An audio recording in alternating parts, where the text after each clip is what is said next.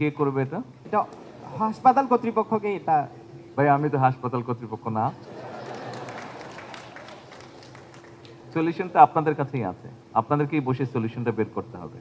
আমি doctor Mohammad Rakibul Hasan Chowdhury Simon, Dhaka medical কলেজের K76 ব্যাচের একজন স্টুডেন্ট ছিলাম। সদ্য আমার ইন্টার্নশিপ শেষ করেছি। মাননীয় প্রধানমন্ত্রী বাংলাদেশে প্রতি বছর 10,000 জন নতুন ডাক্তার স্বাস্থ্যক্ষেত্রে আসছে। আমিও তাদের মধ্যে একজন। আমি একজন নতুন ডাক্তার, সদ্য ইন্টার্নশিপ শেষ করেছি।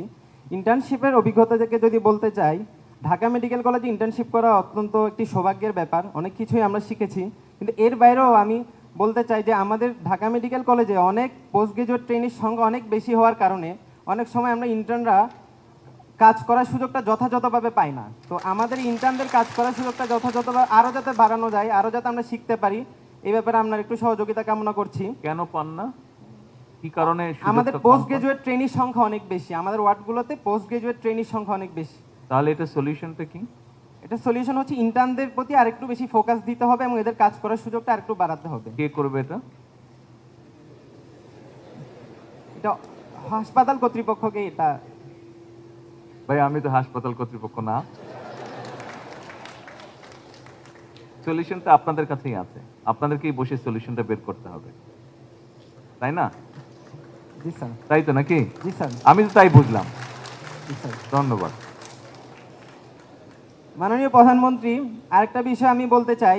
একজন সদ্য ইন্টার্ন শেষ করা ডাক্তার হিসেবে আমি যেহেতু দেশকে ভালোবাসি, দেশের মানুষের সেবা করতে চাই, সেক্ষেত্রে আমার হয়তো BCS এর প্রিপারেশন নেওয়া লাগছে অথবা পোস্ট গ্রাজুয়েশনের প্রিপারেশন নেওয়া লাগছে। এবং ইন দ্য মিন টাইম এই দুইটা কোনোটাই হওয়ার আগে আমাদের অনেকেরই ফাইন্যান্সিয়ালি চিন্তা করলে নন গভর্নমেন্ট বিভিন্ন চাকরি করা লাগে।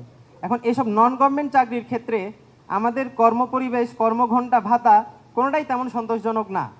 আমি নিজেও অনেক জায়গায় নন গভর্নমেন্ট চাকরির জন্য গিয়েছি এবং ওনারা যেই ভাতা এবং কর্মঘণ্টা অফার করেছে এটা খুবই শোচনীয় ছিল। বিশ্বের অনেক দেশেই নন গভর্নমেন্ট চাকরির ক্ষেত্রে ডাক্তারদের ন্যূনতম ভাতা, কর্মঘণ্টা এসব নিয়ে সরকারি নীতিমালা রয়েছে। তো আমরা চাচ্ছি আমাদের দেশেও এরকম একটি সরকারি নীতিমালা আসুক, যাতে আমরা সম্মানের সাথে আমাদের কাজগুলো করতে পারি, আমাদের সার্ভিসটা মানুষজনকে দিতে পারি। নিশ্চয়ই নিশ্চয়ই আপনার সার্ভিসে দিতে পারেন। তবে আপনি যেই সমস্যাটার কথা বললেন, এখানে আপনারা অনেকেই আছেন দেশের বাইরে কাজ করেছেন। আমার একটা কম বেশি মানে দেখার অভিজ্ঞতা হয়েছে, কিছুটা অল্প একটু। সেটা হচ্ছে ইউকের ব্যাপারে। আপনি যেই স্টেজের কথা বললেন যে আপনাদের ইন্টার্ন করার পরে আপনাদের যেই সমস্যাটা, অর্থনৈতিক যে সমস্যা, এটা বোধহয় অনেক দেশেই আছে। ইভেন ইউকেতেও আমি দেখেছি ইন্টার্ন ডাক্তার যারা আছে তাদের এই যে কয়দিন পরে পরেই তারা বলে আমাদের বেতন বাড়াতে হবে বা এই করতে হবে। এটা আসলে আপনি শুধু ডাক্তারদের ক্ষেত্রেই নয়, এটা বোধহয় সব পেশার ক্ষেত্রেই হয়। প্রথম শুরুতেই এই সমস্যাটা একটু থাকে। এই যুদ্ধটা কোনোভাবে আপনি যুদ্ধ করে উতরে গেলে বাকিটা তো আরামসে চলবে। তো সেই জন্য আসেন, আমরা এটাকে আমরা অ্যাড্রেস করবো। অবশ্যই হয়তো একটু সময় লাগবে, ততদিন পর্যন্ত একটু কষ্ট হয়তো করতে হবে।